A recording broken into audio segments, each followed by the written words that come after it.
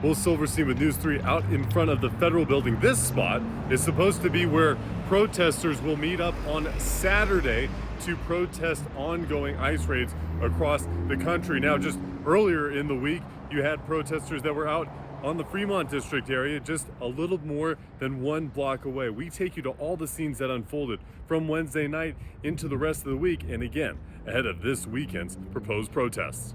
This is Jim Snyder. What are you seeing there, Jim? It seems like police now detaining people. News 3's Jim Snyder spent his Wednesday night in the middle of the anti-ICE protests in the middle of the Fremont District, witnessing nearly 100 protesters getting zip-tied and tear-gassed. Okay, can you hear us, Marie? Okay, there's Jim. People now being detained, Jim. Yep. They're asking us to back out just a little bit, but we have some arrests right down here on the ground. You can see the police finally, okay.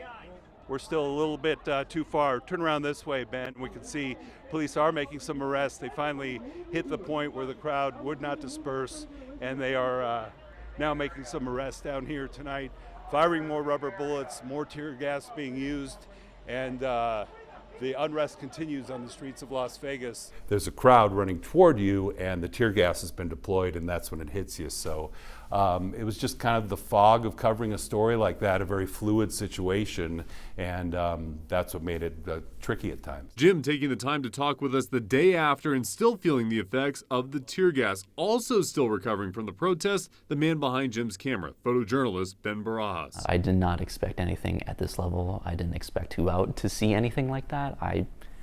That was all new and fresh to me, and honestly I was just operating autonomously. Like, I had no idea what was going on. Ben tells me he has never seen a situation like that before in his career as a news photographer. But between the police tear gas and terse language from some of the more unruly protesters, Ben tells us it's his responsibility to bring News 3 viewers the best coverage he can, no matter how difficult the surroundings. But just give yourself that pep talk and we are covering this story for a reason. It's important to be out here.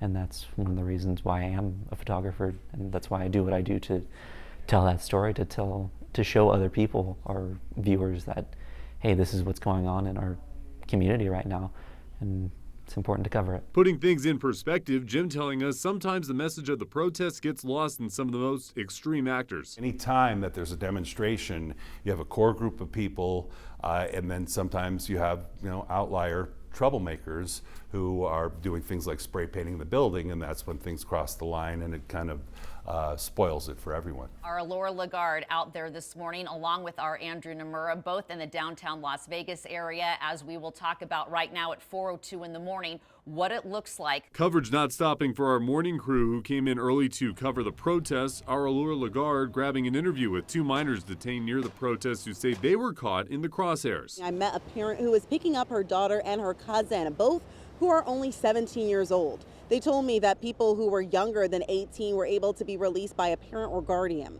The 2 teens say they weren't even part of the protest and were only out celebrating a family member's birthday. While they aren't opposed to the protests going on, they say they were in the wrong place at the wrong time. They didn't read us our rights, and they didn't tell us what we were arrested for. Both of you have injuries, like you have one on your wrist right now. Look at that, and then we also have blood here on your leg, and then a big bruise. Yeah. And then they got her on her face when they put her on the wall. I see that. It goes right there. And then you have scratches on your face right now too. Bruises. And I just got thrown to the ground. As soon as we got touched, we're like, we're minors, we're trying to go home, and he said it doesn't matter. You guys are illegal immigrants.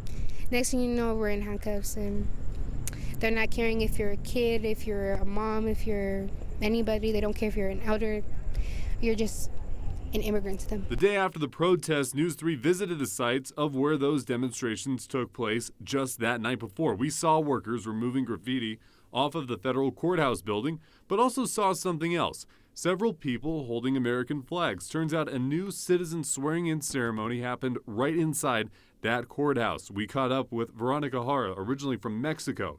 Here is some of that interview. I think everyone that has the opportunity to become a citizen of the United States should do it. Should do it for the reason of being the voice of the ones that can't. I'm sorry, it's just very emotional.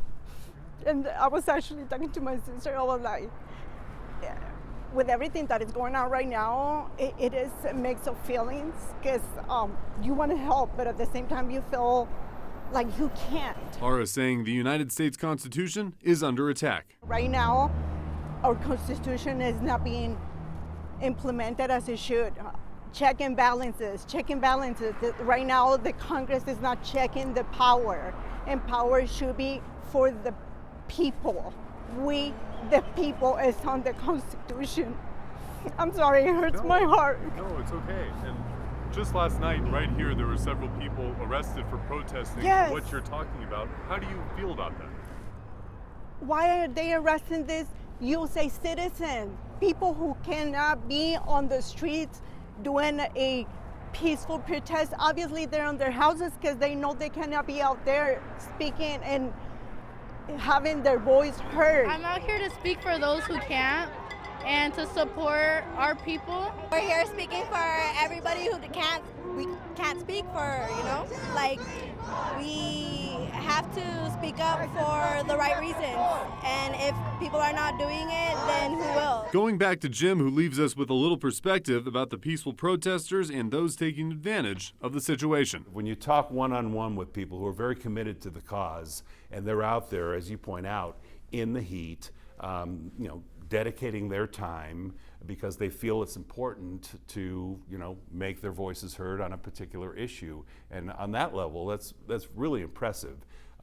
Where the trouble comes in is when, the line is crossed in either blocking traffic or vandalism or something like that, or of course violence. But vast majority of people, when I spent time talking with them one-on-one, very passionate about the cause and thought it was important for them to be there, and that dedication is impressive. We will continue to have coverage on these protests and how many will happen in the coming days, with one large one prepared and planned for Saturday. Reporting in Las Vegas, Will Silverstein, News 3.